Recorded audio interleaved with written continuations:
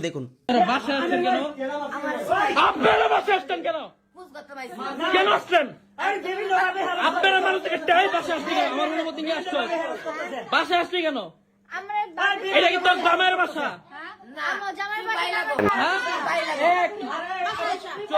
বাসায় আসছেন কেন? মামলা করবেন আমার নামে। ইমরানকে আমি যতটুক চিনি বা জানি, ইমরান এই ধরনের ছেলে না। তাদের সম্পর্ক, তারা হাজব্যান্ড ওয়াইফ কি সুন্দরভাবে চলতেছে, এটা আপনারা অনেকেই জানেন, অনেকেই দেখছেন। এর ভিতরে থার্ড পার্সন কোথা থেকে আসলো? আমরা সবসময় ছেলেদের দোষ দিই ভাই, ছেলেদের দোষ না, সবসময় ছেলেদের দোষ দিয়ে লাভ নেই। কিছু কিছু এরকম চরিত্রহীন মেয়ে থাকে, বুঝছেন? এই যে তিথি দেখছেন না, সেম টাইপের মেয়ে হচ্ছে এই মেয়ে।